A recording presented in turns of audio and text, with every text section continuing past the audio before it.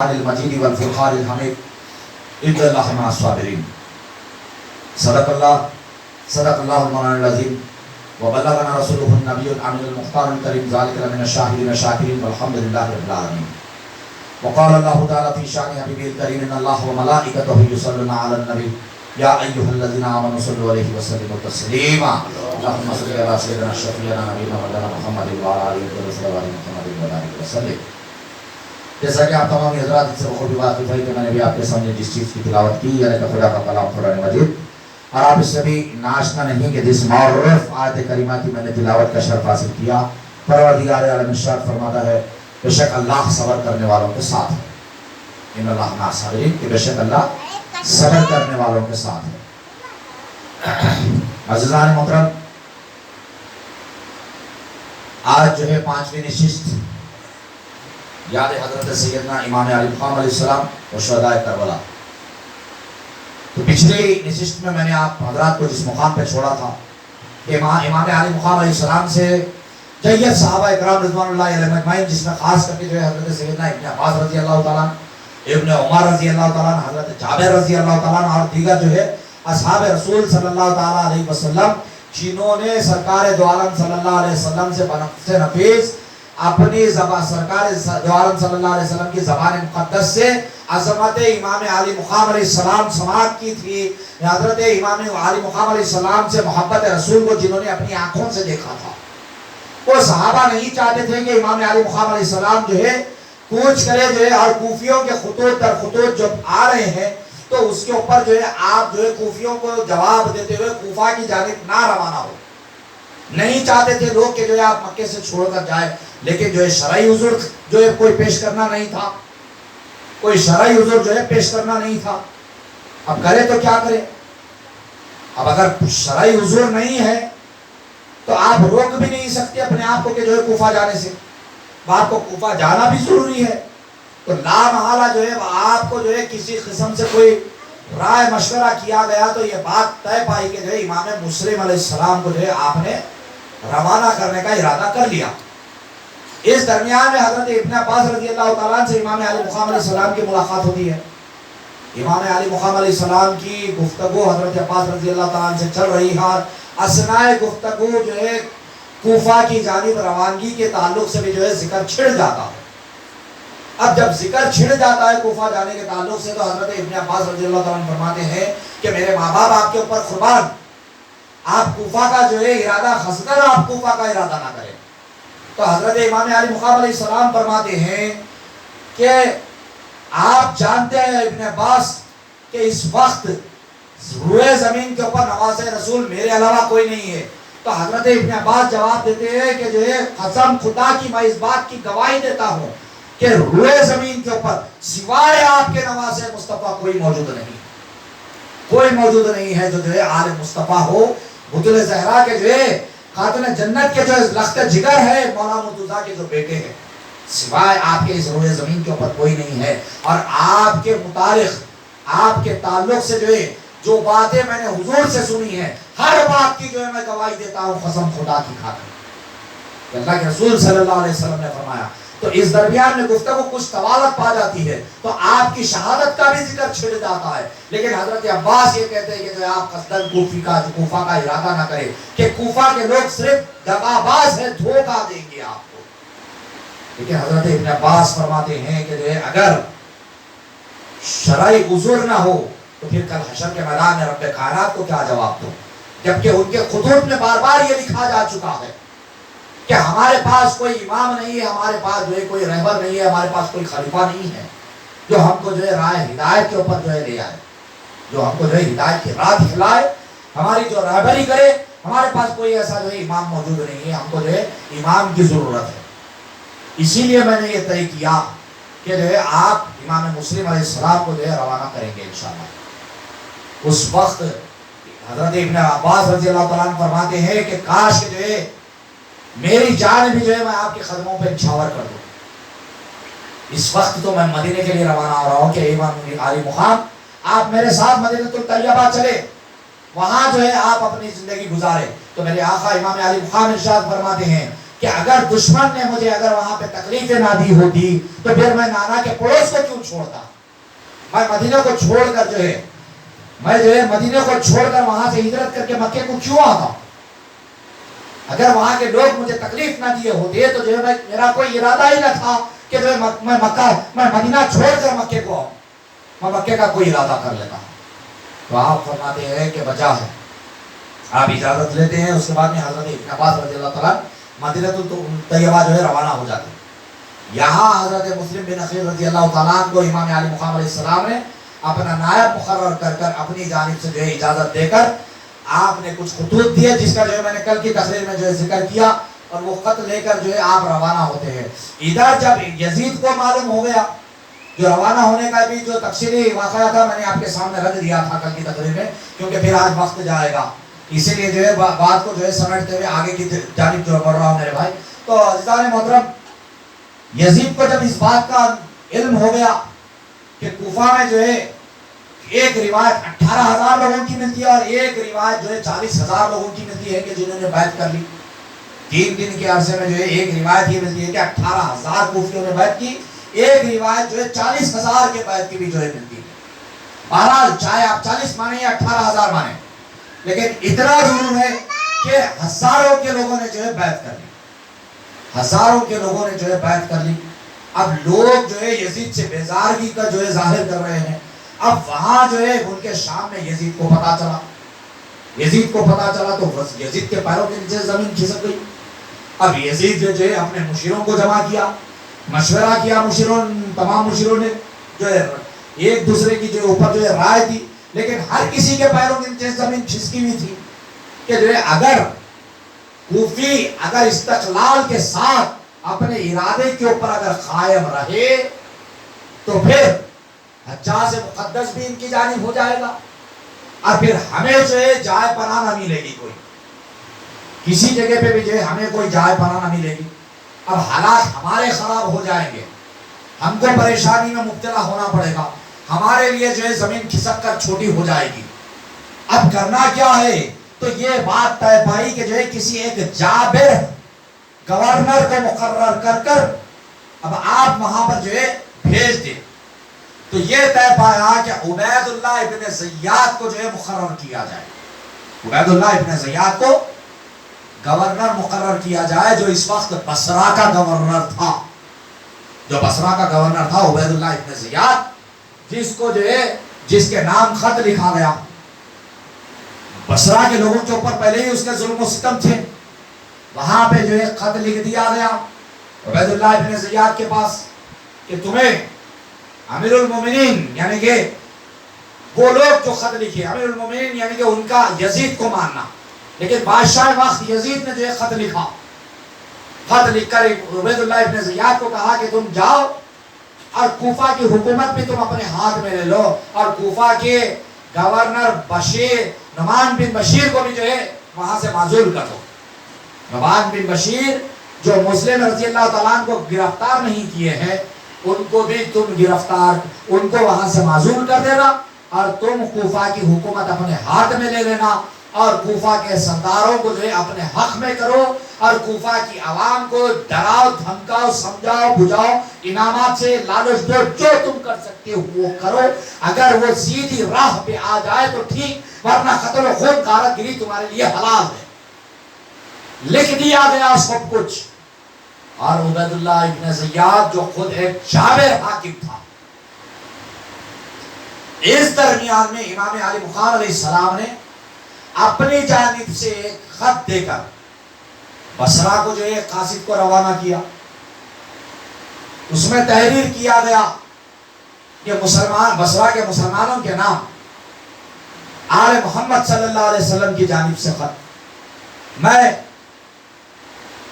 حسین ابن علی علیہ السلام آپ کو حق بیعت کی دعوت دیتا ہوں کہ کوفی بار بار مجھے خطوط لکھ رہے ہیں، اور دین مصطفی کی اشاعت کے لیے، دروج کے لیے، دین مصطفی کو قائم کرنے کے لیے، یزید کے شر سے دین اسلام کو بچانے کے لیے آپ میرا ساتھ دیں. میں کوفہ روانہ ہونے والا ہوں، آپ میرا ساتھ دیں. تو تمام بصرہ کے لوگ جو ہے خوش ہو گئے، تمام کے تمام جو ہے ساتھ ہونے لگے، تمام کے تمام جو ہے ساتھ ہونے لگے وہاں پر۔ اس درمیان میں ایک شخص کو یہ خیال ہوا کہ کہیں یہ ابن زیاد کی جانب سے خط نہیں ہے، کہیں یہ قاصد جو ہے کوئی ابن زیاد کا جاسوس تو نہیں ہے، جو ہم کو جو ہے کہیں پرکھنے تو نہیں آیا کہ ہمارے حالات کیا ہے، ہم کیا سوچ رہے ہیں، کہیں اس بات کو ٹٹولا تو نہیں جا رہا ہے۔ یہ خیال سے اس قاصد کو بھی ساتھ لیا جو حقیقت میں امام علی مقام علیہ السلام کے پاس سے آیا تھا۔ اس قاصد کو اور اس خط کو، دونوں چیزوں کو ساتھ لے کر جو ابن زیاد کے پاس پہنچا، بصرہ کے دارالحکومت جو ہے محل میں جو ہے پہنچتا ہے، قاصد کو اور خط کو دونوں کو جو ہے ابن زیاد کے حوالے کرتا ہے۔ ابن زیاد نے جب اس خط کو پڑھا تو جو ہے کیفیت اس کی غیر ہونے لگی، غصے میں آ کر جو ہے اس کمبخت نے جو ہے فوری اس قاصد امام علی مقام علیہ السلام کو شہید کر دیا، وہاں پہ قتل کر دیا گیا، اور اس کے بعد اس خط کو چاک کر دیا گیا، اور وہاں پہ جو ہے دارالحکومت دارالامارت کے چھت کے اوپر چڑھ جاتا ہے، چھت کے اوپر چڑھ کر ایک تحقیر آمیز جو ہے لہجے میں جو ہے ایک تقریر کرتا ہے کہ لوگوں دیکھو، میں وہی عبید اللہ ابن زیاد ہوں، میں زیاد کا بیٹا ہوں، میں اپنے باپ کے مشابہت اختیار کروں گا، میں اپنے باپ کے مشابہ ہوں، میرا باپ جیسا تھا میں بھی ویسا ہی ہوں۔ اگر امیر المومنین یزید نے معاذ اللہ اس نے جو ہے مجھے کوفہ کا بھی گورنر مقرر کر دیا، مجھے وہاں کی بھی حکومت دی گئی ہے، اب میں وہاں کے اموال سنبھالنے کے لیے جا رہا ہوں، اور تمہارے پیچھے میں اپنے بھائی عثمان بن زیاد کو چھوڑے جا رہا ہوں، عثمان بن زیاد کو جو ہے چھوڑے جا رہا ہوں۔ اگر کسی نے مخالفت کی یا کسی کے دل و دماغ میں کوئی رائے حکومت کے خلاف اگر آئی، اگر کسی نے کوئی میٹنگز کرنے کی کوشش کی، اگر کسی کے گھر میں کسی قسم کا اگر جماوڑا ہوا، تو میں خرید کے بدلے بیعت کو پکڑوں گا، ہر کسی کو میں گرفتار کروں گا اور کسی کو چھوڑوں گا نہیں، اس کا سر کاٹ کر اس دارالامارت کے اوپر لٹکا دیا جائے گا، اور جو حکومت کا وفادار ہوگا اس کو سرخ اونٹوں کا انعام دیا جائے گا۔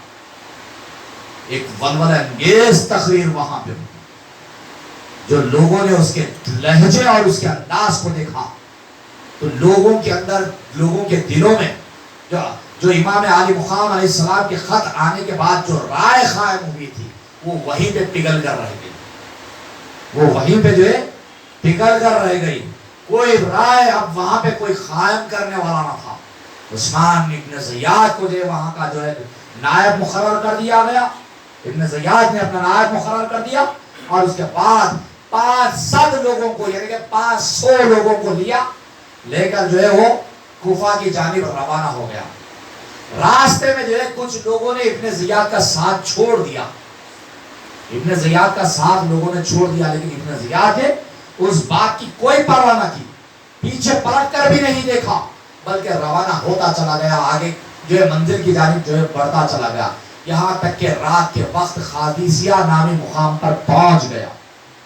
وہاں جانے کے بعد اس نے اپنے پورے قافلے کو وہیں روک دیا، اور جو ہے وہاں پر اس نے اپنا لباس بدل دیا اور حجاسیوں کا لباس پہن لیا، اور حجاسیوں کے ہی راستے کو اختیار کیا، اور انتظار کیا کہ رات کا وقت ہو جائے تو پھر ہم حجاز مقدس سے آنے والوں کے راستے کو اختیار کر کر کوفہ کے اندر داخل ہو جائیں گے، تاکہ لوگوں کو یہ لگے کہ امام علی مقام علیہ السلام آئے ہیں، کیونکہ وہ اپنے جاسوسوں کو لگا کر آگے سے پہلے ہی دوران سفر رپورٹس لے رہا تھا کہ حالات کوفہ کے اندر کیا ہے، تو وہاں کے جاسوس اسے مسلسل خبردار کر رہے تھے کہ حالات جو ہے کوفہ میں حکومت کے بالکل خلاف ہے، تلواریں میانوں سے جدا ہونے کے در پہ ہے، لوگ مسلم بن عقیل رضی اللہ تعالیٰ عنہ کے پیچھے نماز پڑھتے ہیں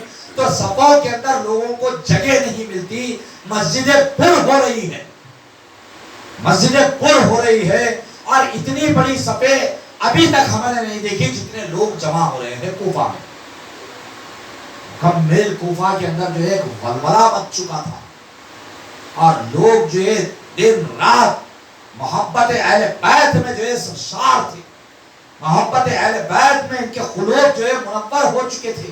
لوگ جو ہے بس گفتگو کرتے تو وہاں کا عنوان سوائے اہل بیت کی محبت کے کچھ اور نہیں ہوتا. لوگ صرف منتظر تھے امام علی مقام علیہ السلام کے آنے کے. اس بات کا علم عبید اللہ ابن زیاد کو ہو چکا تھا کہ لوگ منتظر ہیں امام علی مقام علیہ السلام کے تشریف لانے کے. اس بات کی طرف جب وہ متوجہ ہوا تو اس نے حجاز مقدس کا راستہ اختیار کیا اور جو ہے وہی لباس پہن لیا جو حجاز مقدس سے آنے والے لوگ پہنتے. رات مغرب اور عشاء کے درمیان کا وقت داخل ہوتا ہے اندر، بالکل سر جھکا ہے اور لوگ پیچھے کچھ ہے. اندھیرے کو دیکھ کر لوگ یہ سمجھنے لگے کہ امام علی مقام علیہ السلام تشریف لا چکے. اب ایک شور برپا ہو گیا، لوگ جو ہے مرحبا یا آل محمد مرحبا کے جو ہے نعرے لگانا شروع کر دیے. اب ایک فرد دیکھ کے جیسے نعرہ لگایا، ہر سو سے لوگ جو ہے ٹوٹ پڑے استقبال کے لیے کہ آل مصطفیٰ اولاد علی آ چکے ہیں، مرحبا مرحبا اہلاً و سہلاً کے جو ہے نعرے لگنا شروع ہو گئے.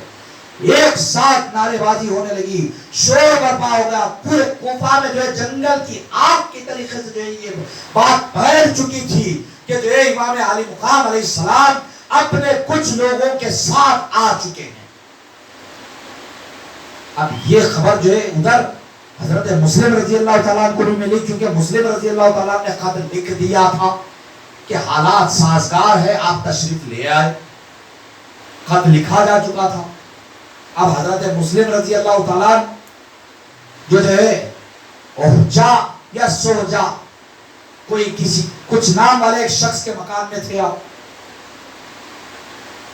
وہاں جب اطلاع ملی، لیکن یہ بدبخت ابن زیاد اپنا سر جھکائے ہوئے دارالامارت کے پاس پہنچتا ہے، دستک دیتا ہے تو نعمان بن بشیر اندر سے کہتے ہیں کہ میں اپنی گورنری حوالے نہیں کروں گا. ابن رسول اللہ آپ چلے جائیں، نہ میں آپ کے خلاف جو ہے تلوار اٹھاؤں گا نہ میں آپ کو گرفتار کروں گا. نعمان بن بشیر بھی اہل بیت سے محبت رکھنے والے، لیکن ان کو جو ہے اپنی گورنری سے بھی محبت تھی، اپنے منصب سے بھی جو ہے ان کو محبت تھی. نہیں چاہتے تھے کہ آل مصطفیٰ کے خلاف صف آرائی ہو، نہ یہ چاہتے تھے کہ آل مصطفیٰ کو کوئی تکلیف ہو، نہ یہ چاہتے تھے کہ اولاد رسول کو جو ہے گرفتار کیا جائے. نعمان بن بشیر رضی اللہ تعالیٰ جو ہے نہیں چاہتے تھے کہ کسی قسم سے کوئی تکلیف کا معاملہ درپیش ہو، کوئی ایسی بات نہ ہو جس سے کل کسی قسم کا کوئی موقعہ ہو، کوئی پکڑ میں آؤ. آپ بار بار یہی کہتے کہ جو ہے میں دروازہ نہیں کھولوں گا، دارالمعارف میں آپ کو آنے نہیں دوں گا، آپ یہیں سے پلٹ جائے. تو اس کمبخت ابن زیاد نے آواز دی کہ دروازہ کھول، میں جو ہے ابن عبید اللہ ابن زیاد ہوں. نعمان بن بشیر اندر تھرا اڑ جاتے ہیں، فوری دروازہ کھول دیا جاتا ہے. یہ اندر داخل ہوتا ہے اور فوری دروازہ بند کرا لیتا ہے، اور آپ کی حکومت سے آپ کو جو ہے گورنری سے جو ہے فوری معزول کر دیتا ہے اور ساری حکومت اپنے ہاتھ میں لے لیتا ہے، ساری گورنری جو ہے اپنے ہاتھ میں لے لیتا ہے. اس کے بعد تمام حالات کے تعلق سے جو ہے گفتگو ہوتی ہے. اس کے بعد حکم دیا جاتا ہے کہ کوفہ کے تمام امراء کو جمع کیا جائے، ہر قبیلے کے سردار کو بلایا جائے، کیونکہ اس دور میں یہ طریقہ کار ہوا کرتا تھا کہ سردار اگر کوئی ایک بات کے اوپر اگر جو ہے اٹل ہو جائے تو تمام قبیلے والوں کے اوپر لازم تھا کہ وہ بات مان لیتے.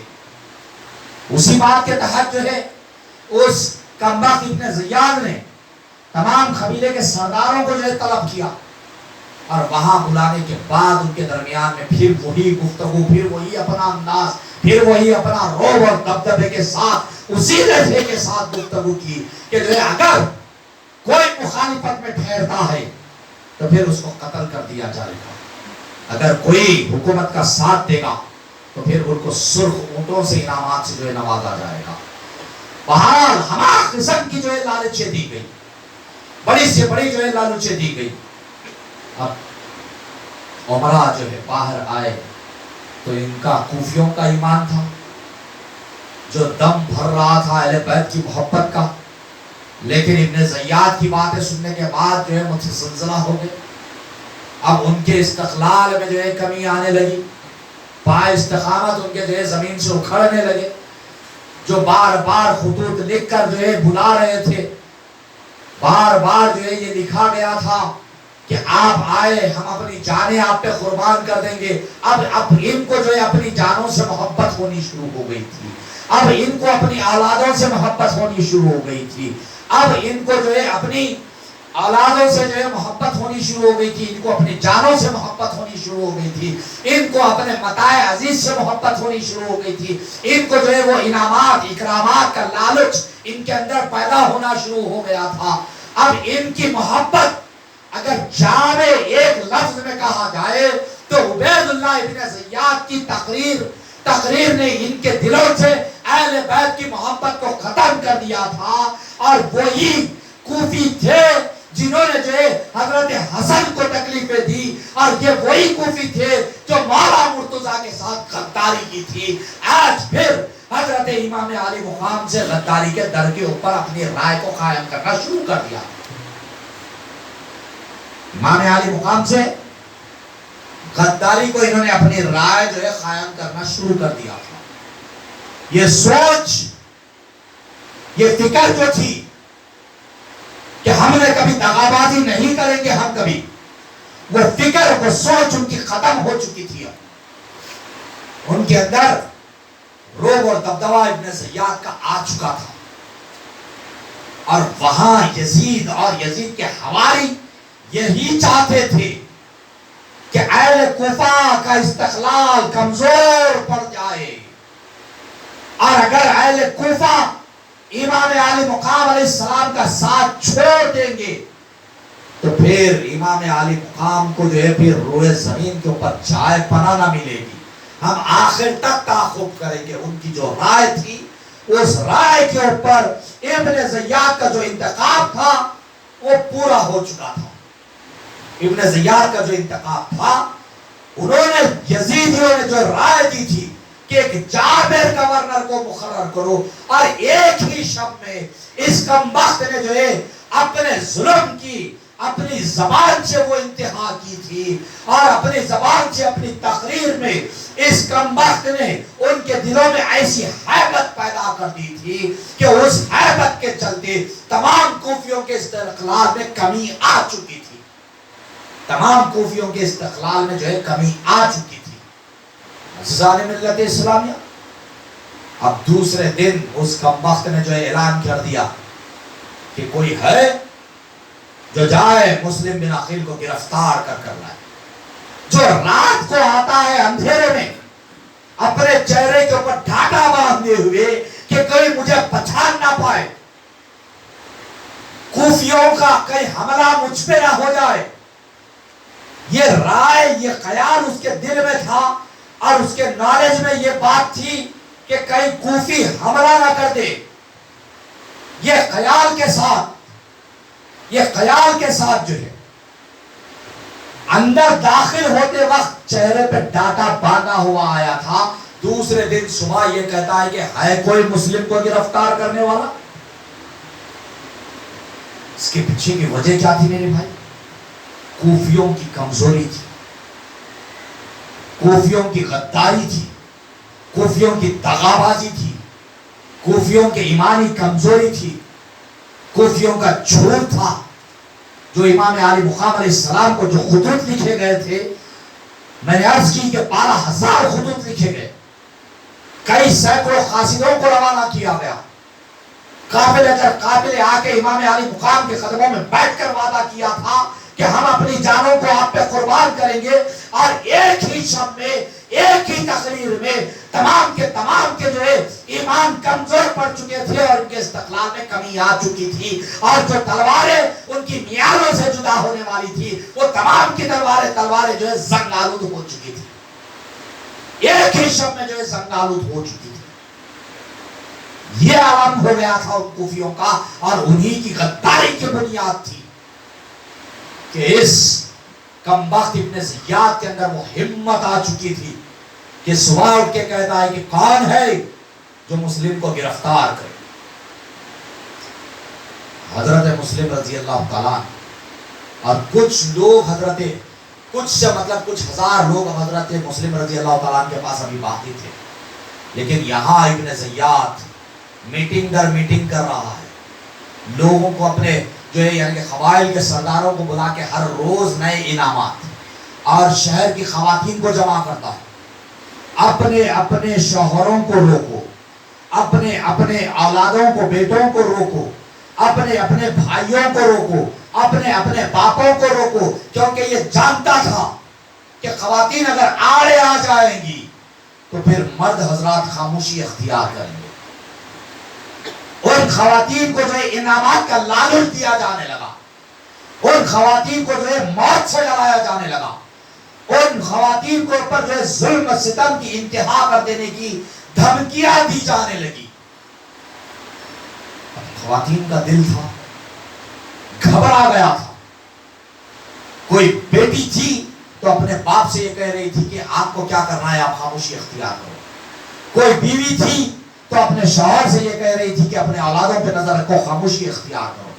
کوئی بہن تھی تو اپنے بھائی سے کہہ رہی تھی کہ ماں اور بہن کو دیکھو، تم خاموشی اختیار کرو۔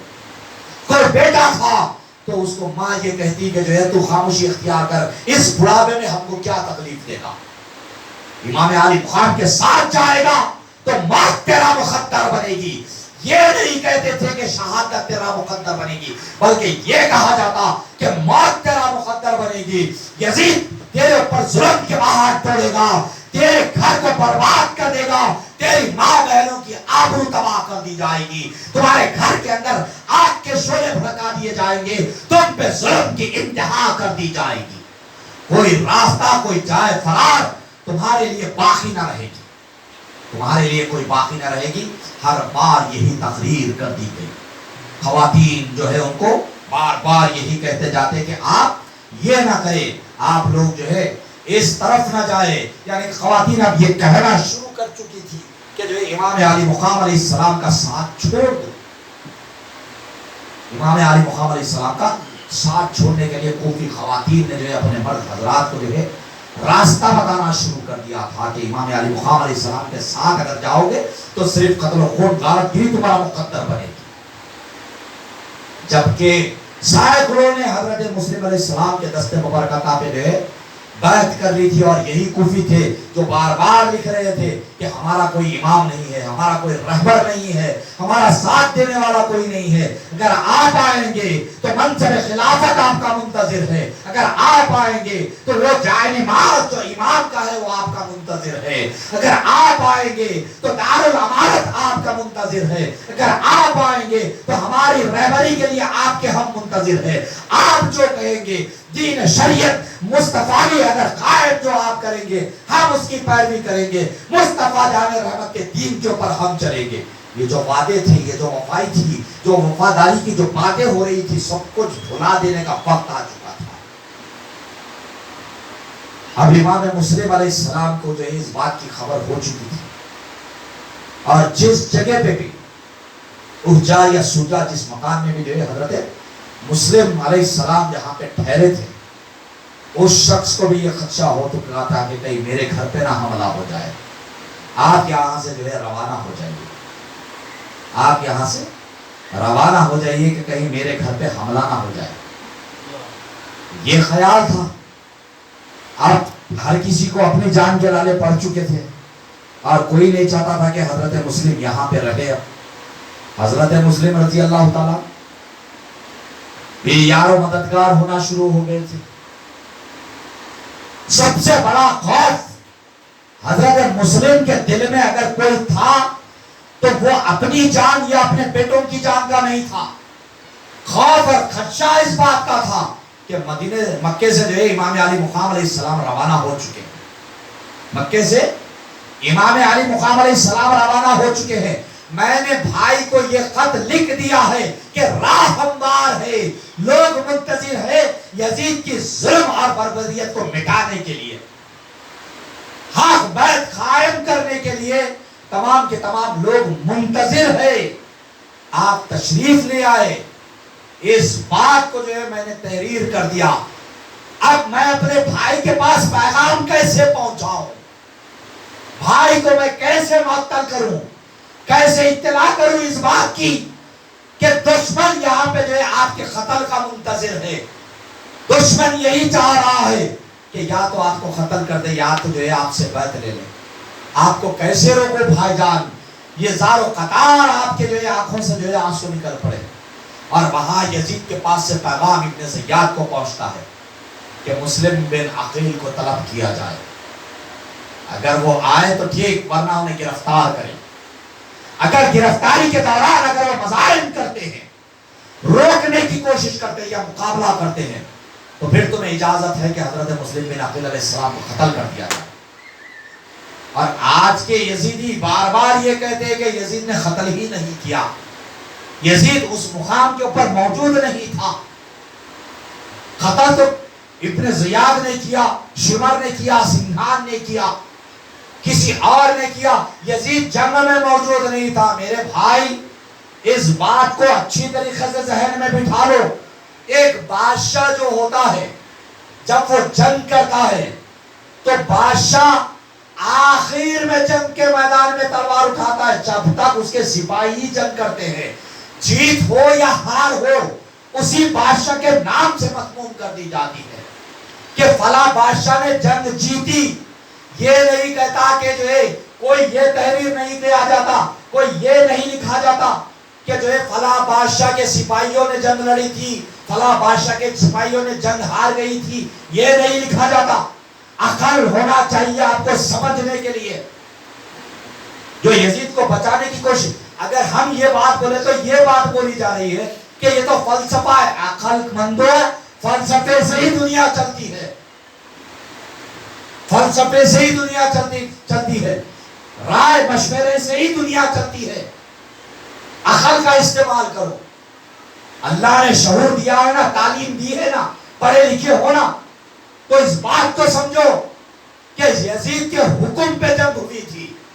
اگر ابن زیاد مارا جاتا، شمر مارا جاتا، سنگھان مارا جاتا، اس کی یوں مثال دوں میں آپ کو، جنگ بدر میں جب کفارہ نے قریش مارے گئے تو جیت کس کی ہوئی تھی میرے بھائی؟